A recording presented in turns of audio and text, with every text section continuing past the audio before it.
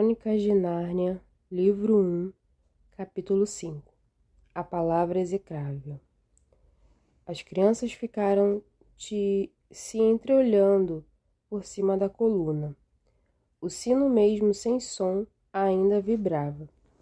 De repente, ouviram um ruído ligeiro no canto da sala, ainda intacto.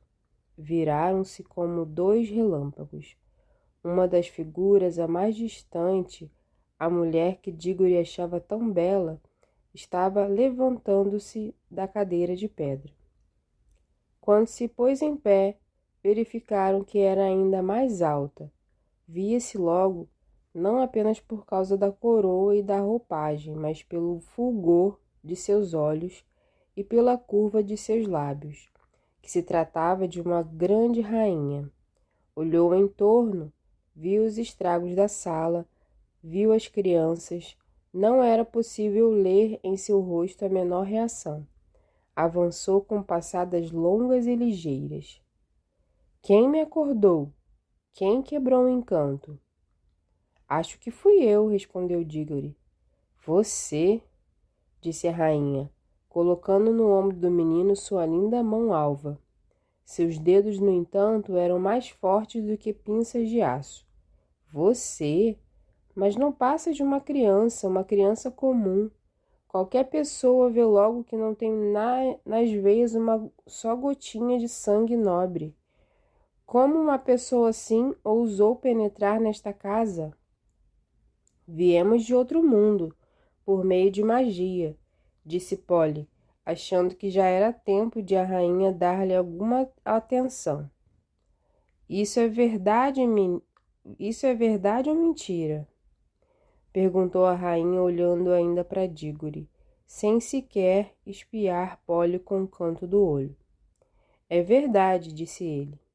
A rainha, com a outra mão, levantou o queixo do menino, a fim de melhor observá-lo. Dígore tentou encará-la também, mas não resistiu e baixou os olhos. Havia nos olhos dela alguma coisa que o sobrepujava. Depois que o examinou durante 1 minuto, soltou-lhe o queixo e disse: Não tem nada de feiticeiro, não tem a marca. Só pode ser servo de um feiticeiro, só por intermédio de feitiçaria alheia conseguiu viajar até aqui. Foi o tio André que me enviou para cá, disse Dígore. Nesse momento, não propriamente no salão, mas de algum lugar bem próximo, chegou um ribombar, depois um grande estalido, e em seguida estardalhaço de alvenaria desabando. Estamos correndo grande perigo, disse a rainha. O palácio todo está prestes a ruir. Temos de sair logo para não ficar enterrados nas ruínas. Falou com a maior calma, como se estivesse apenas comentando o tempo. Vamos, acrescentou, dando a mão às crianças. Polly, que não estava gostando nem um pouquinho da rainha, não lhe teria dado a mão, caso pudesse opor alguma resistência. Apesar da fala amorosa, os movimentos da rainha eram mais ligeiros que o pensamento. Que mulher mais desagradável, pensou a menina. Com uma torcidinha é capaz de quebrar o meu braço. E agora que ela me agarrou, não posso mais alcançar o anel amarelo. Se eu esticar o braço até o bolso, vai perguntar o que estou fazendo. Aconteça o que acontecer, não podemos revelar nada sobre os anéis. Espero que Dígore tenha também um bom senso de manter o bico calado. Seria ótimo se eu pudesse falar com ele a sós durante 1 segundo. A rainha os conduziu por um comprido corredor, passando depois por um labirinto de salas, escadaria e pátios. Com frequência ainda ouviam pedaços do palácio desabando, às vezes pertinho deles. Um arco enorme despencou com estrépito logo depois que haviam passado por baixo dele. Tinham de apertar o passo para acompanhar a rainha, mas ela não mostrava o menor sinal de medo. Dígore ia pensando. Que mulher mais corajosa! E como é forte! É isso que eu chamo de uma rainha. Tomara que ela nos conte a história deste lugar. Enquanto andavam ou corriam, ela ia dando algumas informações. Esta é a estrada do calabouço. Esta passagem conduz à principal câmara de torturas. Este é um antigo salão de banquetes, onde meu bisavô recebeu 700 convidados e matou a todos antes que terminassem de beber. Tinham ideias subversivas. Chegaram por fim a um salão mais amplo e mais grandioso do que os demais. Pelas suas dimensões e portas enormes, Diggory achou que finalmente havia atingido a entrada principal. No que estava completamente certo, as portas eram negras de doer, de ébano ou de algum metal preto que não existe em nosso mundo. Estavam trancadas com barras enormes, muitas tão altas que não podiam ser alcançadas, e todas pesadas demais para serem erguidas. A rainha soltou a mão do menino e ergueu o braço. As portas altas e pesadíssimas tremeram por um instante como se fossem de seda e esboroarem-se no chão, onde só ficou com um monte de pó. Fio, fio, assobiou Diggory. Terá um mestre feiticeiro seu tio poder igual ao meu? Perguntou a rainha, segurando outra vez com energia a mão de Diggory. Vou apurar isso mais tarde, mas não se esqueçam do que viram. É o que acontece às pessoas que barram meu caminho. Uma luz muito intensa para aquele mundo invadia o pórtico sem porta. Não se sentiram nada surpresos quando foram conduzidos para o ar livre. O vento era frio, mas ainda assim tinha algo de rançoso. Encontravam-se em um alto terraço do qual se avistava uma vasta e extensa paisagem lá embaixo. Na linha do horizonte pousava um enorme sol vermelho, muito maior do que o nosso. Diggory percebeu também que era bem mais velho que o nosso, um sol no fim da vida, já cansado de olhar para aquele mundo. À esquerda do sol, mais alto, havia uma única estrela enorme e reluzente. Eram as duas coisas visíveis no céu escuro e desolado. Na terra, em todas as direções, estendia-se uma grande cidade, onde não se via coisa viva. Os templos todos, as torres, os palácios, as pirâmides, as pontes, projetavam sombras longas e lúgubres à luz daquele sol murcho. Um grande rio percorrera a cidade em tempos idos, mas a água desaparecera há muito, deixando no leito uma poeira cinzenta. Olhem bem, que jamais outros olhos verão este cenário, disse a rainha. Aqui foi Charne, a metrópole, a cidade do rei dos reis, o assombro do mundo, de todos os mundos, talvez. Seu tio governa uma cidade grandiosa como esta, menino? Não, respondeu Diggory. Já ia explicar que seu tio não governava coisa nenhuma, mas a rainha prosseguiu. Está em silêncio agora, mas aqui estive quando o ar vibrava com um estrépito de charne, o soar dos pés, o ranger das rodas, o estalido dos chicotes, os gemidos dos escravos, o fragor das carruagens, os tambores dos ritos de sacrifício ressoando nos templos. Aqui estive, mas era o princípio do fim. Quando o troar da batalha invadia as ruas e o rio de Charne corria vermelho. Fez uma pausa e acrescentou. No lampejo de um instante, uma mulher fez a cidade desaparecer para sempre. Quem? Perguntou Diggory com a voz sumida, já imaginando a resposta. Eu, respondeu a rainha. Eu, Jades, a última rainha, mas a rainha do mundo. As duas crianças ficaram caladas, tiritando no vento frio. Foi culpa da minha irmã, prosseguiu a rainha. Levou-me a isso, que a maldição de todos os poderes repouse sobre ela eternamente. Eu estava decidida a fazer a paz a qualquer momento, sim. Estava também decidida a poupar-lhe a vida, desde que me entregasse o trono, mas ela não quis. Seu orgulho destruiu o mundo todo. Mesmo depois de ter começado a guerra, firmou-se o juramento solene de que ninguém se utilizaria de magia. quando ela quebrou o juramento que me restava fazer, desvairada, como se ignorasse que eu possuía mais poderes do que ela. E não ignorava também que eu possuía o segredo da palavra execrável. Teria pensado, sempre foi uma fraca de espírito, que eu não usaria o meu poder final? Qual era? Perguntou Dígore. O segredo de todos os segredos.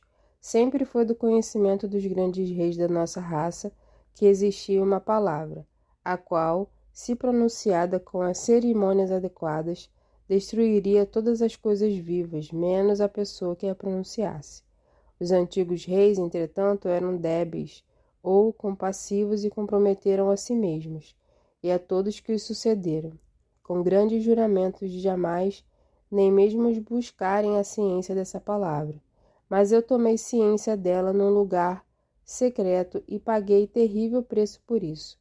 Não a usei até que fui forçada a fazê-lo.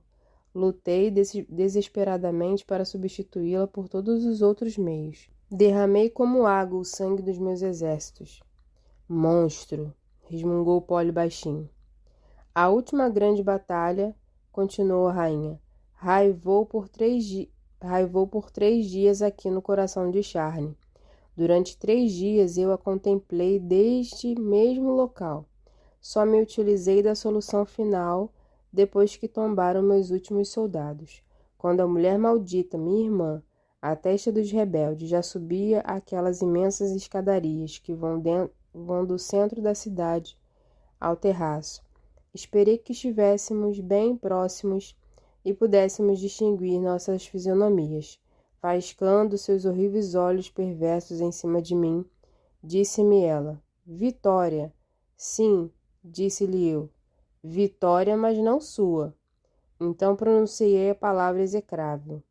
Um momento depois era eu, sob o sol, a única criatura viva. E o povo? Perguntou Dígoro sem ar. Que povo, garoto? O povo, ora, o povo que anda na rua, que nunca iria fazer-lhe mal, e as mulheres, e as crianças, e os bichos.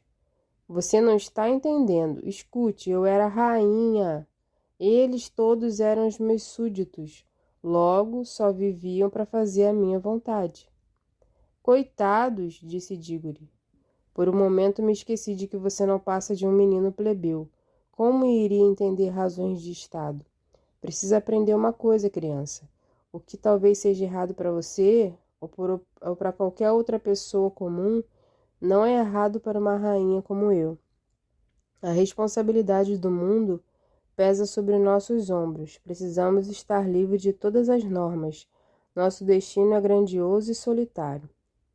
Dígore então lembrou-se de que tio André pronunciara aquelas mesmas palavras, só que ditas pela rainha Jade soavam muito mais imponentes.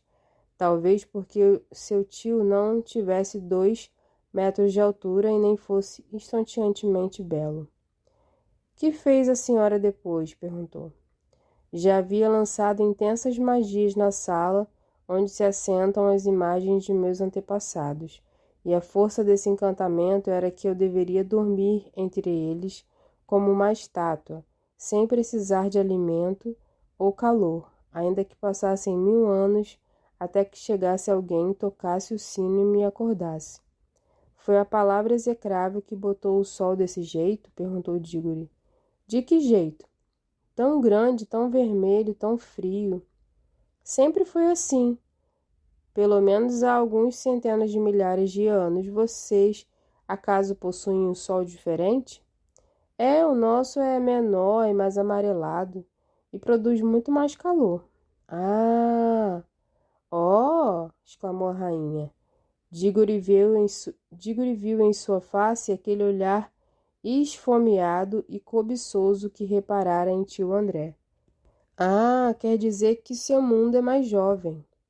Olhou por mais algum tempo para a cidade vazia. Se estava arrependida pelo que fizera, não demonstrou, e disse, agora vamos partir. Está fazendo frio aqui, no fim de todas as eras. Partir para onde? Perguntaram as 2 crianças. Para onde? Repetiu Jade com real surpresa. Para o mundo de vocês, é claro. Polly e Diggory se entreolharam, estupefatos. Polly sentira antipatia pela rainha à primeira vista, e o próprio Diggory, que agora sabia de tudo, já estava farto dela. Não era em absoluto o tipo de pessoa que nos dê prazer convidar à nossa casa. Mesmo que o quisesse, não tinham a menor ideia de como fazê-lo.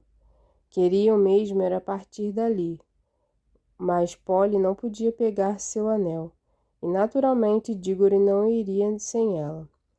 Muito corado, o menino gaguejou. Nosso mundo, não sabia que a senhora desejava ir lá. Ora, vocês só podem ter sido despachados para cá a fim de levar-me para lá. Sou capaz de jurar que a senhora não vai gostar nem um pouco do nosso mundo, replicou Diggory. Não é um lugar para ela, não acha, Polly? É monótono, não tem nada para se fazer, não tem mesmo. Terá muita coisa para se ver depois que eu assumir o governo, foi o comentário da rainha. Oh, mas não dá, disse Diggory. Também não é assim, eles não vão deixar a senhora entrar, sabe? A rainha sorriu com desprezo. Grandes reis inúmeros pensaram que poderiam enfrentar a casa de Charne. Caíram todos, e até seus nomes foram esquecidos. Jovem insensato, não percebe que com a minha beleza e a minha magia terei todo o seu mundo a meus pés antes de 1 ano? Prepare seu encantamento e leve-me imediatamente para lá. Essa é de lascar, disse Diggory Polly. Talvez receio por seu tio, disse Jades, mas caso ele me preste as honras devidas, poderá conservar a vida e o trono. Não vou para destruí-lo, deve ser um grande feiticeiro, já que descobriu como enviá-lo até aqui. Ele é rei do mundo todo ou só de uma parte? Não é rei de coisa nenhuma, respondeu Diggory. Mentira sua, a magia e o sangue real andam sempre juntos. Alguém já ouviu falar de gente comum que conhece feitiçaria? Não adianta mentir para mim, eu posso ver a verdade. Seu tio é o grande rei e o grande mago de seu mundo, graças à sua arte. Viu a sombra do meu rosto em algum espelho mágico ou num lago encantado.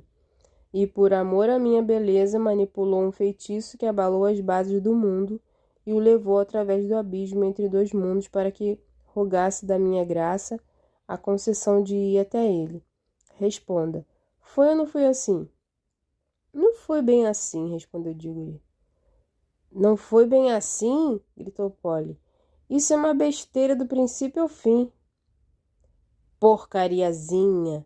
Gritou por sua vez a rainha, virando-se furiosa para Polly e agarrando-lhe os cabelos bem no alto da cabeça, onde dói mais. Mas ao fazer isso, soltou as mãos de ambos. Agora! Gritou Diggory. Já! Gritou Polly.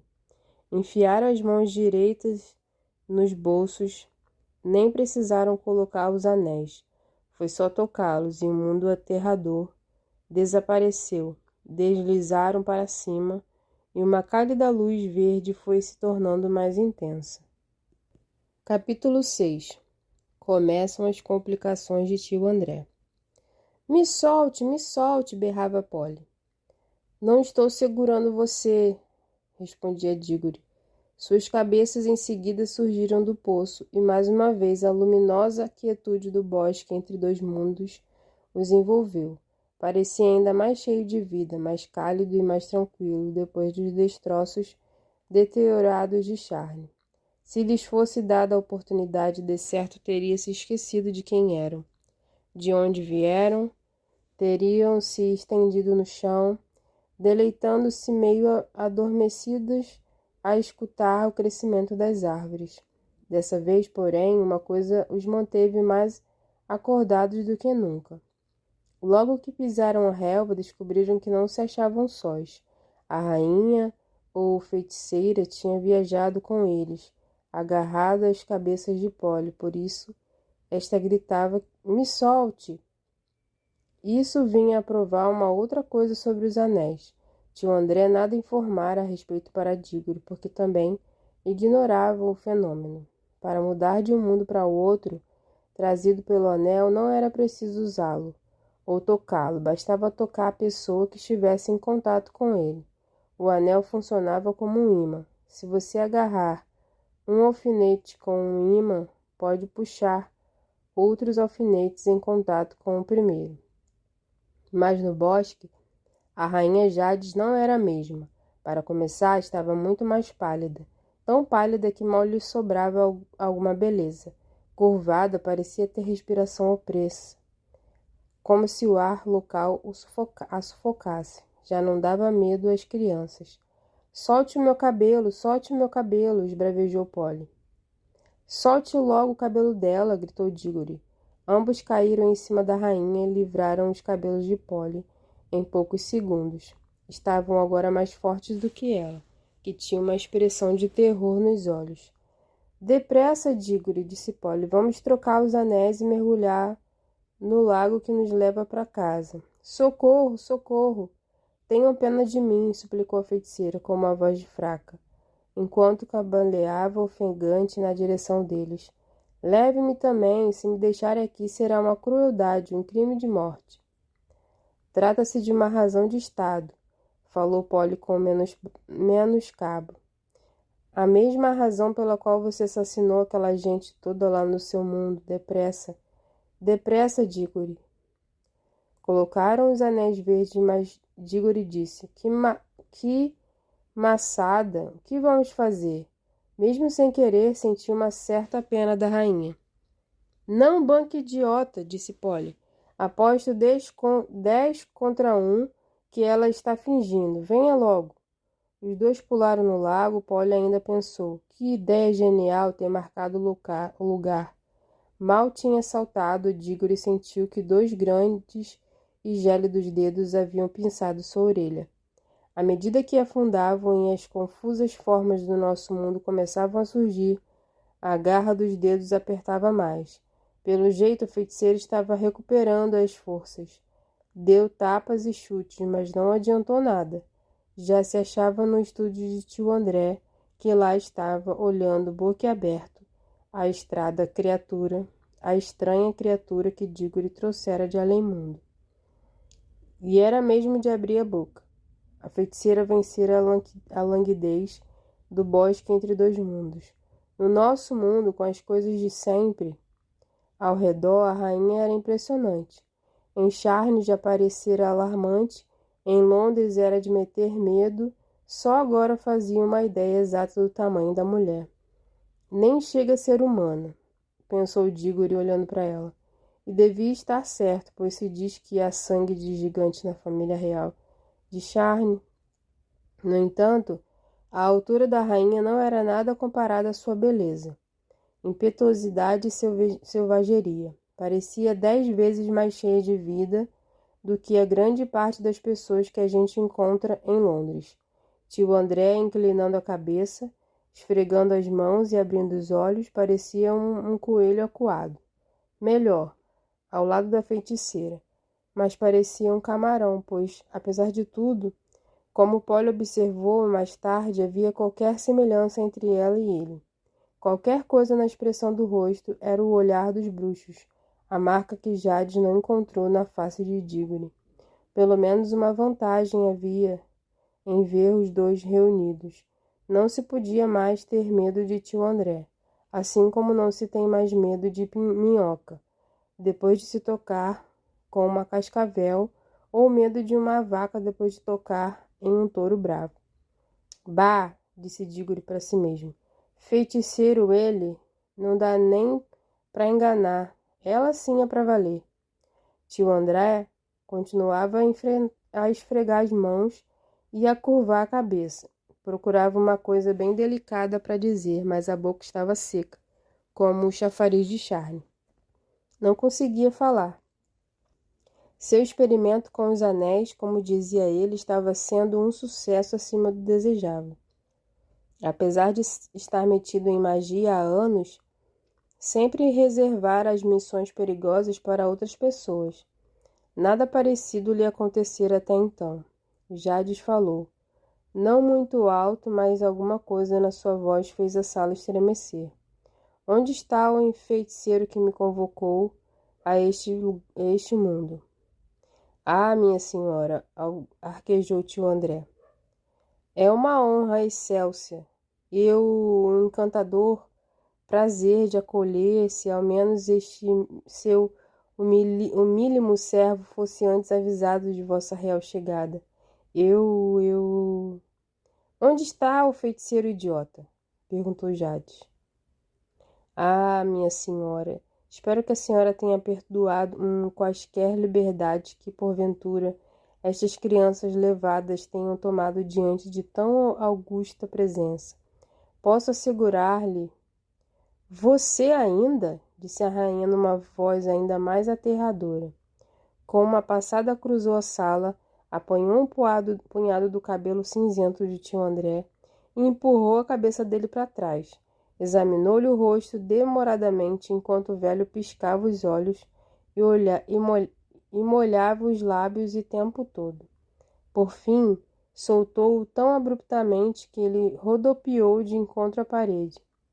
Sei que tipo de feiticeiro é você, disse a rainha com desprezo.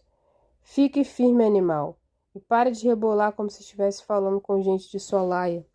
Como aprendeu magia? Sangue real posso jurar que você não tem. Bem, realmente, real, no estrito senso da palavra, não tem. Voltou a gaguejar tio André. Não precisamente real, senhora. Os Kitterly, contudo, pertencem a uma velha família, a uma tradicional família. Basta, disse a feiticeira. Já sei o que você é. Não passa de um feiticeiro de meia tigela que só opera por meio de livros e fórmulas. Não há um pingo de magia verdadeira em seu sangue. Gente de seu tipo foi varrida do meu mundo há mais de 1000 anos. Aqui, entretanto, concedo que você seja o meu servo. Será uma honra, uma grande ventura, senhora, poder prestar-lhe qualquer serviço. Deleite que... Já chega! Você fala demais. Preste atenção em sua primeira tarefa. Estamos numa grande cidade, estou vendo. Vá buscar-me uma carruagem triunfal, ou um tapete voador, ou um dragão em boa forma, ou qualquer coisa habitualmente usada pelos nobres de sua terra. Leve-me depois a lugares onde eu possa obter vestidos e joias, e escravos dignos da minha altura, da minha alta posição. Amanhã começarei a conquistar o mundo. Eu vou correndo buscar um cabriolé, disse o ofegante tio André. Espere, disse a feiticeira, que a sombra da traição nem passe pela sua cabeça. Meus olhos enxergam através das paredes e dentro do espírito dos homens, e estarão dentro de você em todos os lugares. Ao primeiro sinal de desobediência, rogo-lhe esta praga, onde se sentar será como um ferro em brasa. Quando se deitar, invisíveis blocos de gelo pousarão em cima de seus pés. Agora vá. O velho saiu como um cachorro com um rabo entre as pernas. As crianças temiam agora que Jade quisesse ajustar as contas pelo que ocorrera no bosque. No entanto, a rainha nunca mais mencionou o assunto.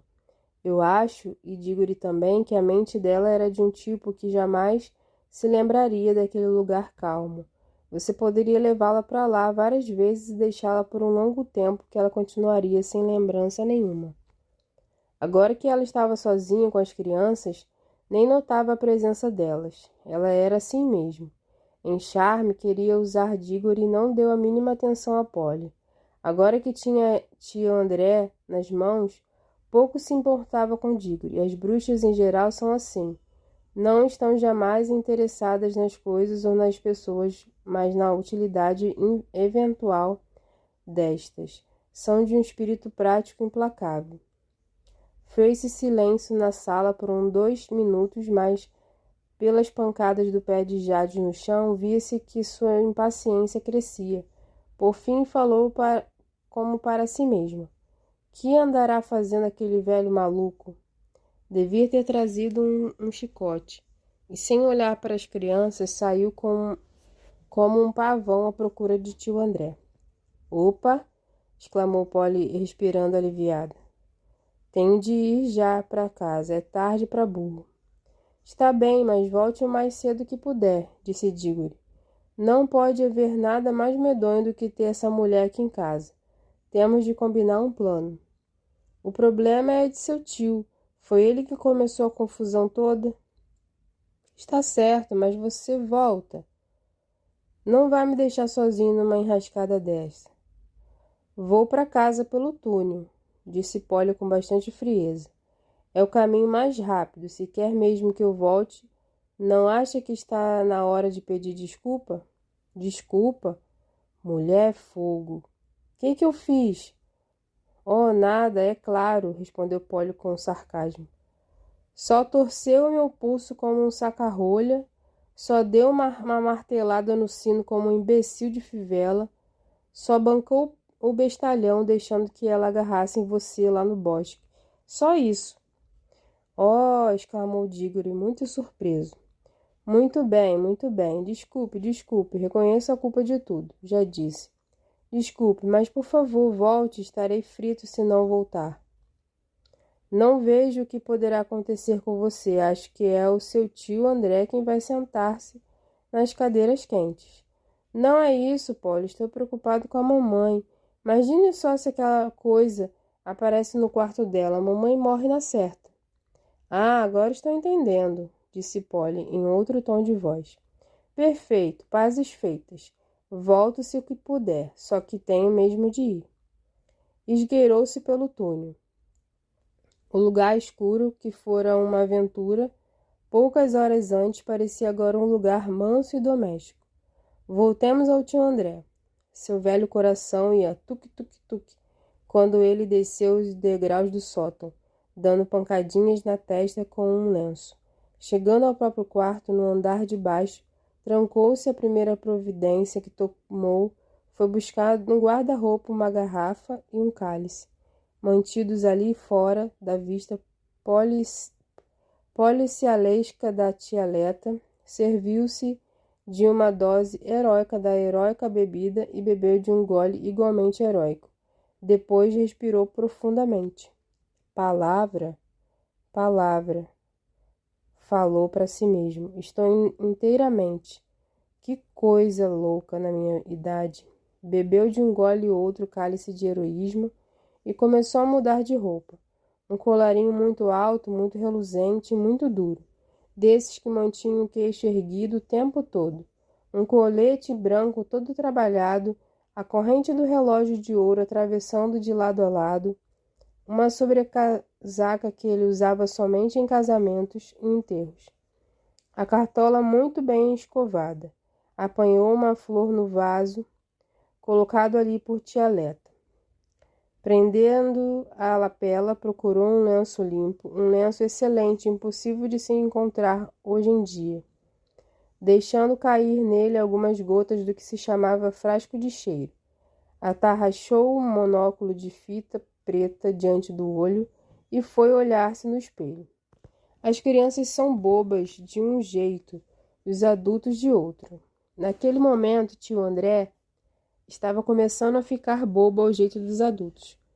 Como a feiticeira não estivesse com ele na mesma sala, já se esquecera do quanto ficara aterrorizado, passando a pensar no quanto ela era deslumbrantemente bonita.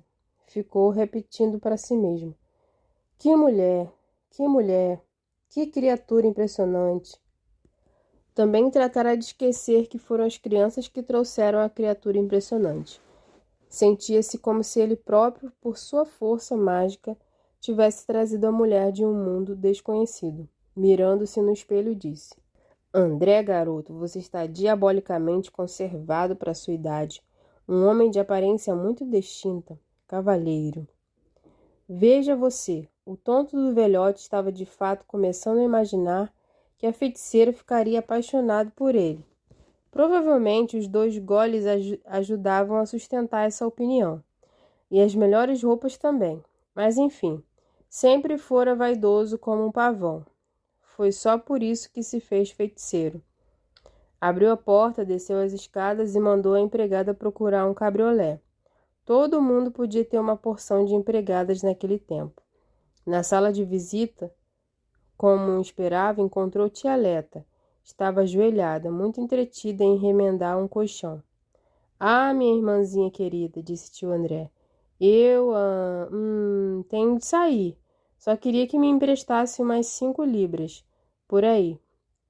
Não, meu caro André, respondeu tia Leta com sua voz inflexível, sem erguer os olhos do trabalho. Já disse a você inúmeras vezes que não lhe empresto dinheiro. Por favor, mana, não complique. É de uma importância transcendente. Ficarei numa situação terrivelmente embaraçosa se... André, disse tia Leta, fitando, você não tem vergonha de me pedir dinheiro emprestado? Escondia-se toda uma comprida e aborrecida história de gente grande atrás daquelas palavras. Basta você saber o seguinte. Tio André zelava pelos negócios de tia Leta. Como nunca trabalhou e gastava muito com charutos e conhaque, os quais a irmã sempre pagava, conseguiu deixá-la mais pobre do que era 30 anos atrás. Minha querida, você está entendendo. O caso é que eu tenho uma despesas extraordinárias hoje. Sou forçado a levar a passear uma... Levar a passear quem, André? Uma estrangeira que acabou de chegar da mais alta distinção. Da mais alta asnice. Há uma hora que a campainha não toca. Nesse momento, a porta escancarou-se. Tia Leta virou-se e, com maior assombro, viu ali parada uma imensa mulher, esplendorosamente vestida de braços nus e olhos chamejantes. Era a feiticeira. Capítulo 7. O que aconteceu na rua? Escravo, por quanto tempo terei de esperar pela minha carruagem? Bradou a feiticeira. Tio André encolheu-se todo. Agora, na presença dela, os pensamentos bobos que tivera ao espelho foram desaparecendo. Tia Leta levantou-se logo e foi para o meio da sala. André, quem é essa jovem? Se é que tenho direito de saber, perguntou em tom glacial. Uma distintíssima estrangeira, muito importante. Asneira, disse tia Leta, virando-se depois para a feiticeira. Saia desta casa imediatamente, sua sirigaita, ou eu chamo a polícia. Achava que a feiticeira era artista de circo, e além disso não consentia braços nus. Quem é esta mulher? Perguntou Jardes. Ajoelhou-se numa ordinária antes que eu... Ajoelhe-se, sua ordinária, antes que eu a desmonte. Cuidado com as palavras que usa na minha casa, senhorita, disse tia Leta. Nesse momento, tio André teve a impressão de que a rainha ficara ainda mais alta. Seus olhos faiscavam. Estendeu o braço e pronunciou umas palavras de som assustador, como fizera para destruir o portal de Charne. Nada aconteceu. Tia Leta, pensando que aquelas palavras horríveis fossem um inglês mal falado, disse. Já estou entendendo. A mulher está bêbada, completamente bêbada, nem pode falar direito. Deve ter sido horrível para a feiticeira perceber que o seu poder de reduzir pessoas a pó não funcionava em nosso mundo, mas só perdeu a compostura durante um segundo. Sem gastar tempo com palavras, agarrou tia Leta pelo pescoço e pelos joelhos, levantou-a acima da cabeça como se fosse uma boneca de pano e fez o lançamento. Enquanto tia Leta rodopiava no ar, a empregada, que estava tendo um dia de maravilhosa animação, enfiou a cabeça na porta e disse, o cabriolé chegou. Vamos, escravo, disse a feiticeira para tio André. Ele tentou resmungar qualquer coisa como uma lamentável violência, mas ficou mudo ao erguer os olhos para a rainha que o conduziu para fora da casa. Diggory veio correndo pelas escadas e chegou a tempo de ver a porta da rua sendo fechada. Puxa, agora ela está solta em Londres e com tio André. Pode acontecer tudo neste mundo. Oh, seu Diggory, disse a empregada, que estava vivendo um dia maravilhoso. Acho que Dona Letícia está um pouco machucada. Ambos correram para a sala de estar. Se tia Leta tivesse caído na madeira do assoalho ou mesmo no tapete, teria de certo quebrado todos os ossos. Por pura sorte, havia caído no colchão. Era uma velha dura, como costumavam ser as tias solteironas daquele tempo. Depois que cheirou seus sais, descansou por alguns minutos e disse que não era nada, apenas algumas manchas roxas. Não demorou a comandar a situação, falando à empregada. Sara, vá imediatamente à delegacia dizer que há uma doida solta por aí. Eu mesma levo o almoço de Dona Mabel. Dona Mabel era a mãe de Dígore. Depois de almoçar com a tia, o menino pôs-se a pensar profundamente. O problema era o seguinte: como enviar a feiticeira para o mundo dela, ou pelo menos expulsá-la do nosso o mais cedo possível. O importante, fosse como fosse, era impedir que ela continuasse a tumultuar a casa. Não podia, de maneira nenhuma, ser vista por sua mãe. Igualmente, se possível, não deveria tumultuar a cidade de Londres. Dígore não estava na sala de estar quando ela tentou desmontar tia Lera, mas tinha assistido ao desmonte do portal de Charne. Não sabia que ela perdera seus medonhos poderes em nosso mundo, mas sabia que pretendia conquistar a Inglaterra e o resto. Naquele momento só podia estar desmontando o Palácio de Buckingham, ou Parlamento. Muitos policiais já deviam estar reduzidos a pó. Haveria alguma coisa que pudesse fazer? Os anéis funcionam como ímãs, pensava ele. Se eu tocar nela e agarrar o amarelo, iremos para o bosque entre dois mundos. Será que ela perderá suas forças de novo ao chegar lá? Ou foi apenas o choque da primeira experiência? Tenho de arriscar. E como é que vou encontrar aquela imbecil aqui em Londres? Aliás, acho que tia Leta, não me deixará sair se eu não disser aonde vou. E o dinheiro que tenho não dá nem para condução.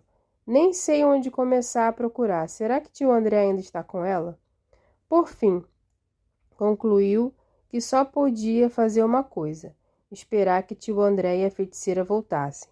Se voltassem, agarraria a feiticeira, colocaria o anel amarelo antes que ela entrasse em casa. Tinha de ficar observando da porta da rua como um gato de olho num rato. Foi para a sala de jantar e amassou o rosto contra a vidraça. Podia ver os degraus da entrada e a rua, e ficou imaginando o que Polly estaria fazendo. A primeira meia hora escorreu lentamente. Polly havia chegado tarde para o jantar com as meias e os sapatos muito molhados. Quando lhe perguntaram onde estivera e o que andara fazendo, respondeu que tinha saído com Dígore Kirk. Havia molhado os pés numa poça. A poça estava num bosque. Onde era o bosque? Não sabia. Em algum parque da cidade. Parecia com um parque. A mãe de Polly achou então que a filha havia ido sem dizer nada a ninguém a um lugar de Londres que não conhecia, brincando aí de chapinhar em poças. Resultado: tinha sido uma menina muito levada e estaria proibida de brincar com o tal Dígore. Se aquilo acontecesse de novo, não ganhou sobremesa e não devia sair do quarto durante 2 horas. Acontecia isso com muita frequência naquele tempo. Assim, enquanto Dígore estava de olho na janela da sala de jantar, Polly estava estendida na cama pensando ambos como o tempo custa a passar. Acho que a situação de Dígore era pior. Polly tinha apenas de esperar que as 2 horas passassem. Enquanto ele, ao ouvir qualquer barulho de rodas na rua, logo se sobressaltava, pensando, são eles, para em seguida verificar que estava enganado. Entre esses falsos alarmes, o relógio costumava soando em uma mosca e esvoaçava na vidraça, fora do alcance da mão. Era uma dessas casas que ficam muito quietinhas e aborrecidas durante a tarde, que sempre cheiram a carne de carneiro. Um pequeno fato aconteceu durante a longa espera. Uma senhora chegou à porta trazendo mais uvas para a mãe de Dígore. Tia Leta foi recebê-la, e Dígore não pôde deixar de ouvir a conversa entre ambas. Que uvas maravilhosas, disse a tia. Ela vai gostar tanto. Mas coitada da minha Mabelzinha. Acho que agora só uma fruta da terra da eterna juventude poderia fazer bem a ela. Frutas deste mundo já não resolvem, infelizmente. As duas começaram a falar baixo e ele não pôde escutar mais. Caso Diggory ouvisse sobre a terra da eterna juventude, uns dias antes, teria pensado que tia Leta falava de algo sem nenhum sentido, verdadeiro ou especial, como é costume entre as pessoas grandes. Mas de repente ocorreu ao menino que sabia agora que os outros mundos existiam de fato e já estivera em um deles. Assim tinha de existir em algum lugar a terra de eterna juventude. Quase tudo devia existir. Devia existir num outro mundo alguma fruta que realmente curasse sua mãe. E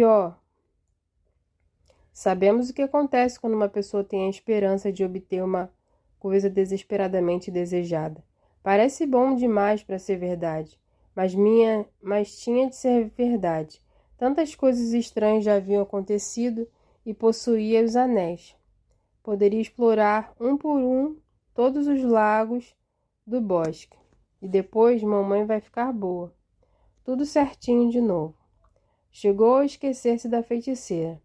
A mão já estava quase segurando o anel amarelo, quando ouviu um galope de cavalo. Que será? Algum cavalo de bombeiro? Onde será o incêndio? Ih, está vindo para cá. Oh, não, é ela.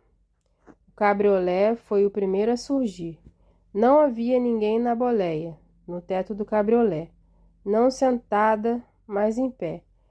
Gingando com um equilíbrio magnífico, surgiu da esquina, com uma roda no ar e a toda velocidade, a rainha Jades, o terror de Charne.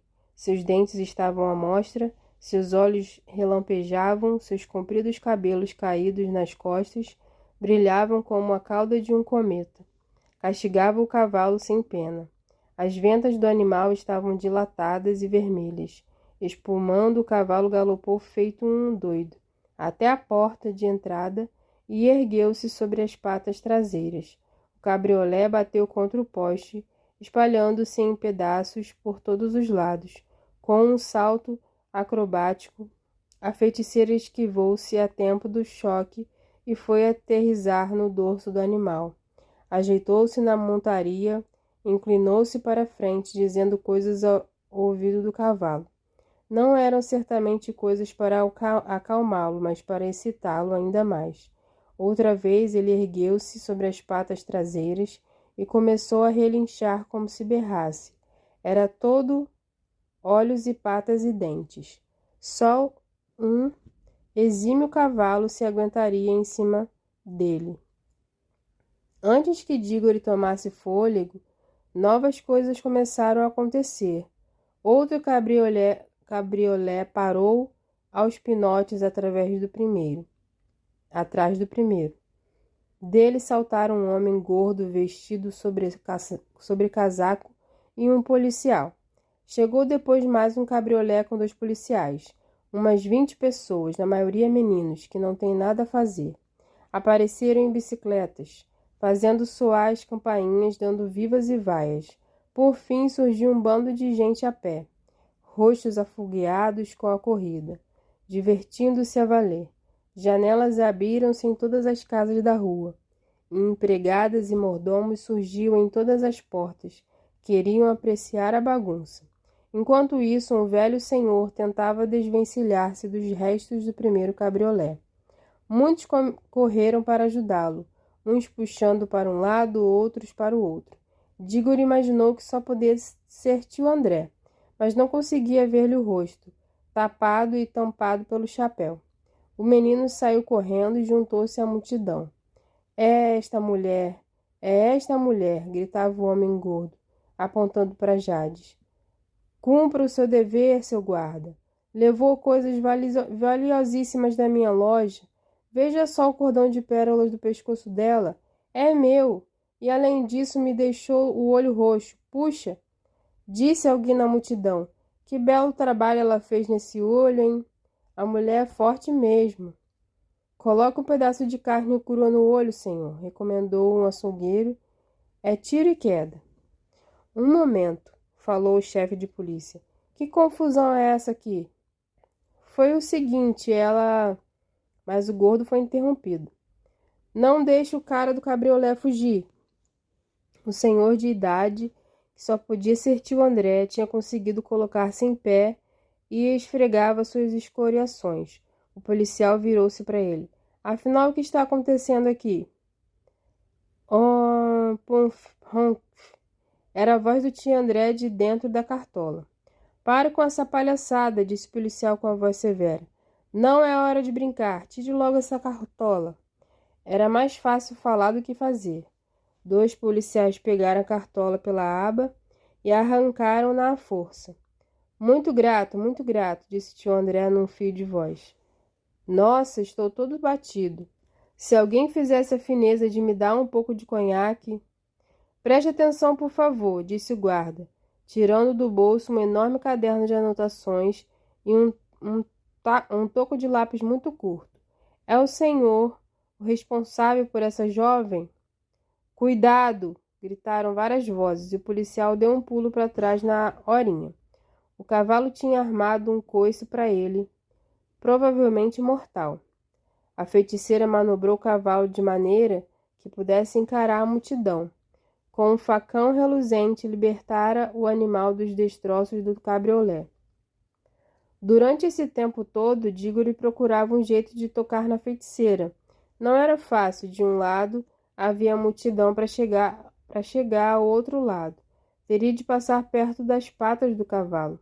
Assim, de dentes cerrados, o menino aguardava um momento favorável. Um homem de carão vermelho e chapéu coco tinha conseguido chegar à frente do ajuntamento. Ei, seu guarda, o cavalo que ela está montando é meu. O cabriolé que virou lenha também é meu. Um de cada vez, disse o policial. Mas a gente não tem tempo, replicou o cocheiro. Conheço bem este cavalo, não é igual aos outros. O pai dele foi da cavalaria. Se essa mulher continuar espicaçando ele, vai ter assassinato aqui. Deixa eu segurar ele. O policial só podia ficar satisfeito de ter um motivo para afastar-se do cavalo. O cocheiro deu mais um passo, olhou para Jades e disse com uma voz até amável. Eu seguro ele, a senhorita Peia. Afinal, a senhora é uma dama e não vai querer que esses desordeiros partam para cima da senhora. Melhor ir para casa direitinho e tomar um bom chá. Ao mesmo tempo, estendeu a mão para a cabeça do animal, dizendo, quieto, morango, quieto, companheiro. Aí, pela primeira vez, a feiticeira falou dominando tudo. Seu porco, tira essa mão suja daí! Eu sou Jades, a imperatriz. Capítulo 8. A briga. Vamos ver se ela é mesmo uma imperatriz, gritou uma voz. 3 vivas a imperatriz de Tiririca da Lagoa do Bode. Uma onda ruborizada banhou o rosto da feiticeira, que chegou a agradecer com uma leve inclinação de cabeça. Mas os vivas acabaram em explosões de gargalhadas, e ela percebeu que era tudo zombaria. Sua expressão mudou e ela passou o facão para a mão esquerda. Em seguida, sem aviso prévio, fez uma coisa terrível de se ver. Com um leve toque, como se fosse a coisa mais fácil deste mundo, estendeu o braço e arrancou uma das pesadas barras do poste da rua. Se perdera os poderes mágicos em nosso mundo, não perdera a força bruta. Era ainda capaz de partir uma barra de ferro como se fosse uma bisnaga de pão. Lançou para o alto sua nova arma, segurou-a na queda, brandiu no ar a pesada massa e fez o cavalo ir em frente. É a minha vez, pensou Dígore. Disparou entre o cavalo e as grades. Se o animal ficasse quieto um pouquinho, poderia agarrar o calcanhar da feiticeira. Enquanto corria, ouviu um barulho de coisa esmagada em um baque. A feiticeira havia descido a barra de ferro em cima do capacete do chefe de polícia. O homem caiu como um pino de boliche. Depressa, Dígore, temos de acabar com isso, disse uma voz a seu lado. Era Polly, que viera correndo depois de acabado o castigo. Puxa, você, segura em mim com força. Tem de colocar o anel, o amarelo, hein? Mas só quando eu gritar. Mais um capacete esfacelado e outro policial caindo como um pacote. A multidão berrava. Joga ela no chão, vamos pegar as pedras do calçamento. Chame o exército. Mas quase todos fugiam para tão longe quanto possível. O cocheiro, no entanto, sem dúvida o mais valente e gentil entre os presentes. Mantia-se perto do cavalo, saltando para cá e para lá, a fim de evitar os golpes da barra, mas sempre procurando agarrar a cabeça de Morango.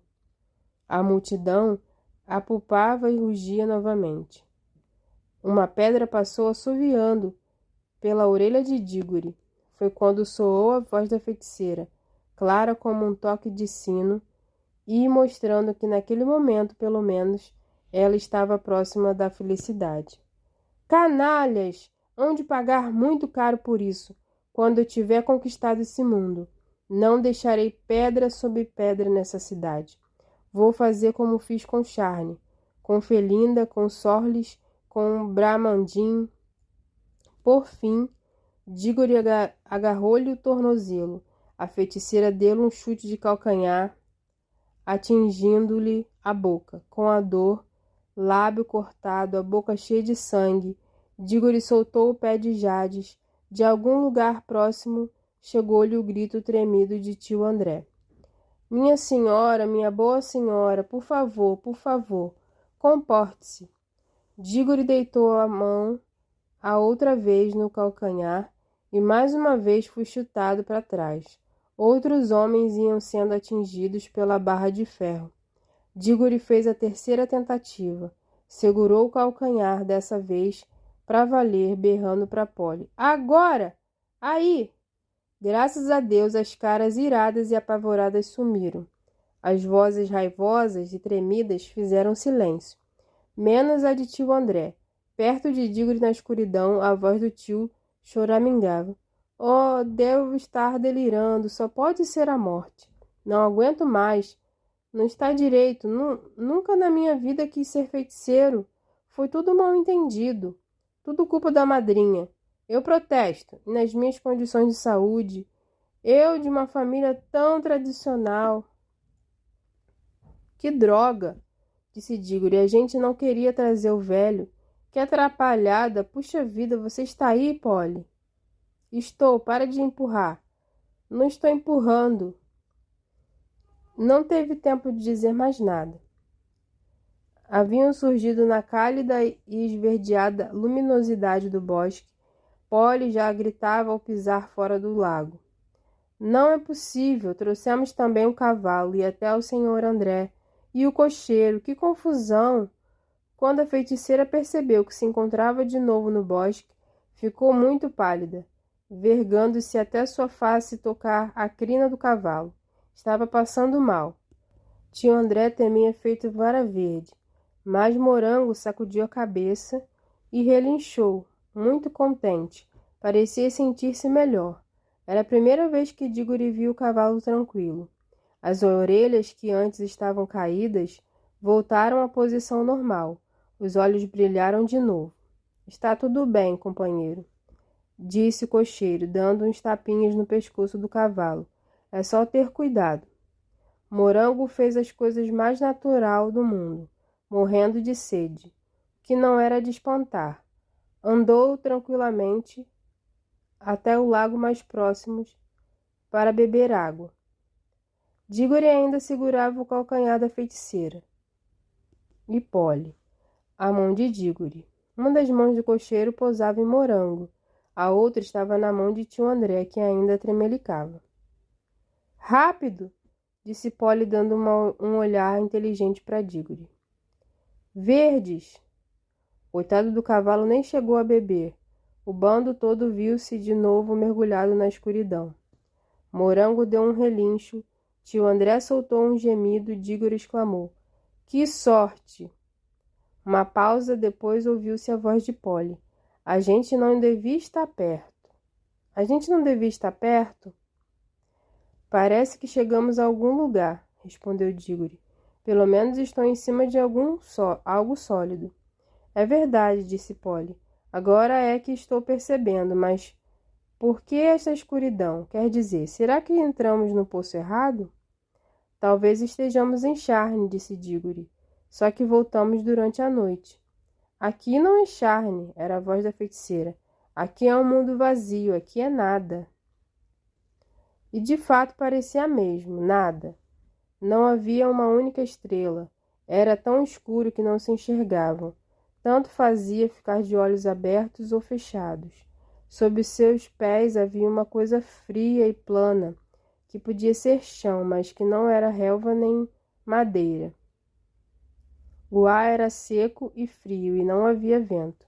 Chegou a hora do meu destino, disse a feiticeira com uma voz horrivelmente calma. Não diga isso, por favor, balbuciou o tio André. Minha boa senhora, por obséquio, não diga uma coisa dessas. Cocheiro, meu amigo, por acaso não tem aí uma garrafinha? Estou precisando de uma dosezinha. Calma, muita calma, disse o cocheiro com uma voz firme e animadora. Ninguém quebrou nada? Ótimo! Só por isso devemos ficar agradecidos. Afinal, foi um tombo daqueles. Escutem, se caímos no buraco desses da construção do metrô, alguém vai aparecer e tirar a gente daqui. E se a gente morreu, pode ter acontecido. Tinha mesmo de morrer um dia. Quem levou uma vida direita não precisa ter medo. É ou não é? Sem querer saber minha opinião, o jeito agora para passar o tempo é cantar um hino de igreja. E começou a cantar. Escolheu de saída um hino de ação de graças, falando em boa colheita. Não eram palavras muito adequadas ao local, onde planta nenhuma parecia ter brotado desde o princípio dos tempos. Mas era a letra que ele sabia melhor. Tinha uma voz bonita. As crianças fizeram coro com ele. Ajudava a afastar o medo. Tio André e a feiticeira não cantaram. No fim do hino, Diggory sentiu que alguém lhe agarrava o cotovelo. Pelo cheiro do conhaque e de charuto só podia ser tio André. Este, muito cautelosamente, puxava o sobrinho para longe dos outros. Quando estavam a uma certa distância, o velho pôs a boca tão perto da orelha do menino que fez cócegas. Agora, meu caro, pega o anel, vamos cair fora. Mas a feiticeira tinha ouvido fino. Saltando do cavalo, gritou. Idiota! Já se esqueceu de que posso ouvir o pensamento dos humanos? Solte o menino. Se tentar trair-me de novo, vou arranjar-lhe uma vingança de que ainda não se ouviu falar, desde que os mundos são mundos. Diggory, por sua vez, acrescentou. E se o senhor acha que sou um monstrinho nojento, capaz de ir embora deixando Polly e o cocheiro e o cavalo num lugar como este, está redondamente enganado. Você não passa de um menino muito malcriado e atrevido, disse tio André. Silêncio, bradou o cocheiro. No escuro, finalmente, alguma coisa começava a acontecer. Uma voz cantava, muito longe, nem mesmo era possível precisar a direção de onde vinha. Parecia vir de todas as direções, e Diggory chegou a pensar que vinha do fundo da terra. Certas notas pareciam a voz da própria terra. O canto não tinha palavras, nem chegava a ser um canto. De qualquer forma, era o mais belo som que ele já ouvira. Tão bonito que chegava a ser quase insuportável. O cavalo também parecia estar gostando muito, pois relinchou como faria um cavalo de carga. Se depois de anos e anos de duro trabalho, se encontrasse livre na mesma campina onde correra quando jovem, e de repente visse um velho amigo cruzando a relva e trazendo-lhe um torrão de açúcar. Meu Deus! Exclamou o cocheiro. Não é uma beleza? E duas coisas maravilhosas aconteceram ao mesmo tempo. Outras vozes reuniram-se à primeira e era impossível contá-las. Vozes harmonizadas, a primeira mais agudas, vibrantes, argênteas. Outra, a escuridão em cima cintilava de estrelas. Elas não chegaram devagar, uma por uma. como fazem nas noites de verão. Um momento antes, nada havia lá em cima, só a escuridão. No segundo, milhares e milhares de pontos de luz saltaram, estrelas isoladas, constelações, planetas, muito mais reluzentes e maiores do que em nosso mundo. Não havia nuvens. As novas estrelas e as novas vozes surgiram exatamente ao mesmo tempo. Se você tivesse visto e ouvido aquilo, tal como Dígore teria tido a certeza de que eram as estrelas que estavam cantando, e que fora a primeira voz, a voz profunda que as fizera aparecer e cantar. Louvado seja, disse o cocheiro. Se eu soubesse que existiam coisas assim, teria sido um homem muito melhor. A voz na terra estava agora mais alta e triunfante, mas as vozes no céu, depois de entoar com ela por algum tempo, tornaram-se mais suaves. Longe, perto da linha do horizonte, o céu se acinzentava. Movia-se uma aragem leve e refrescante. O céu, naquele ponto, tornava-se gradualmente mais rápido, mais pálido. Já se viam formas de colinas recortadas contra ele. E a voz continuava a cantar. A luminosidade agora já era suficiente para que se vissem. O cocheiro e as crianças estavam de boca aberta e olhos acesos. Bebiam o som que parecia lembrar-lhes alguma coisa. Também a boca de tio André estava aberta, mas não de júbilo. Parecia mais que o queixo dele tinha se separado do resto do rosto. Seus ombros estavam caídos e os joelhos tremiam. Não estavam gostando da voz. Se houvesse ali um buraco de rato, já teria sumido por ele. Mas a feiticeira olhava como se de algum modo entendesse mais daquela música do que ninguém. De boca fechada, lábios contraídos, punhos cerrados, desde que a canção começara, sentia que aquele mundo se enchia de uma magia diferente da sua, e mais forte. E ela a detestava. Teria, se pudesse, esmagado aquele mundo, todos os mundos, só para interromper o canto. O cavalo permanecia de orelhas atentas, pisoteando às vezes o solo.